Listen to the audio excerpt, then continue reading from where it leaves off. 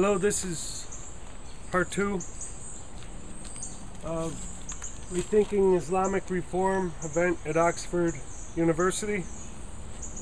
And I'll start out with my book,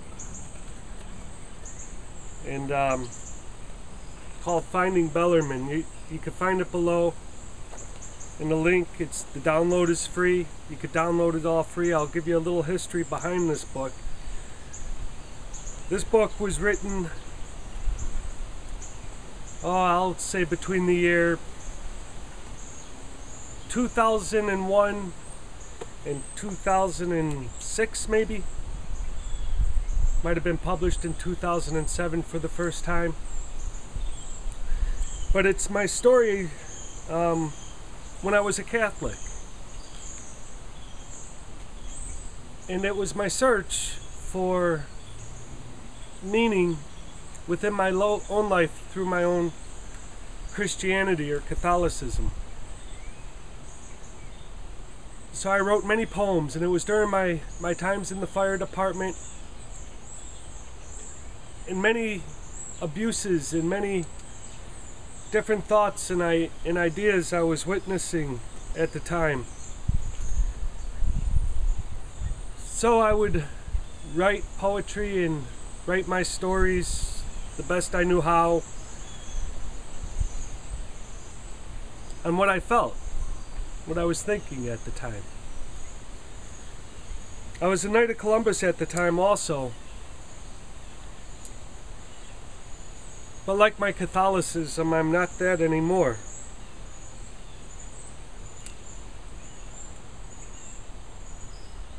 Anyway, I'll start out with my story.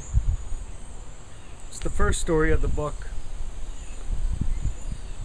and we'll go from there. It might have to go into part 3.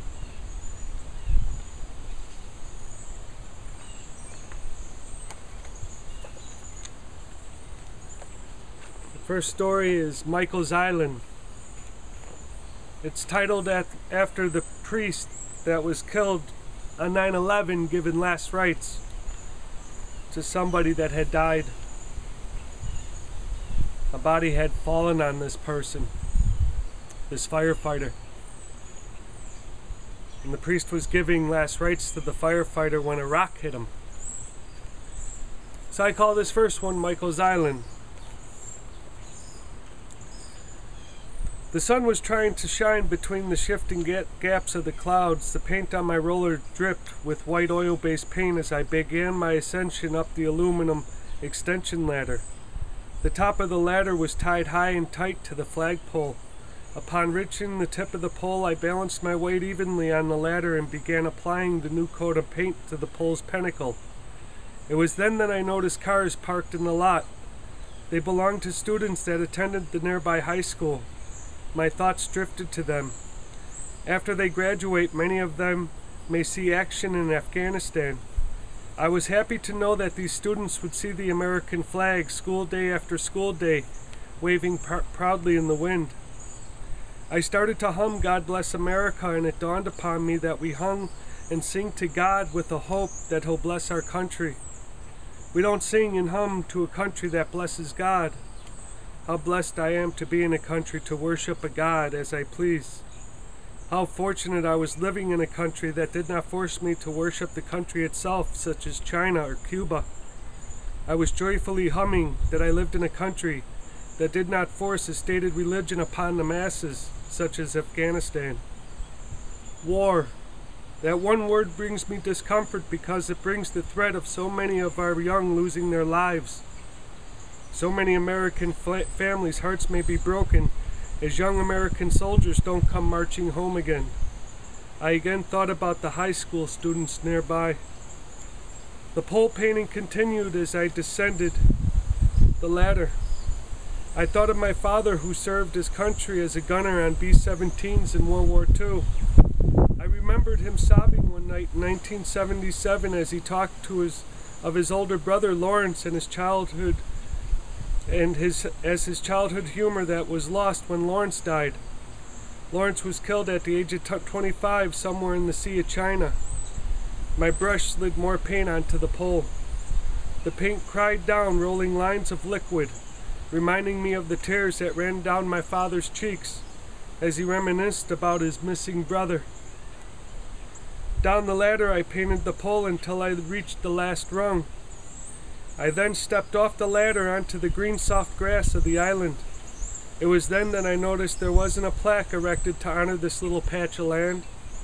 My mind quickly drew up images of some hallowed candidates. St. Michael's Island? The name was strong and brave. I could see St. Michael fighting the forces of evil as the devil and his legion of demons escaped back into the flaming ice-cold pits of hell. Yes, St. Michael's Island name fit this cause, but it didn't fit the occasion. St. Michael is aligned with victory. The flag that will fly on the island will not arise out of victory, but one of the most horrendous tragedies that America has ever experienced. His name was too victorious for this sad little island.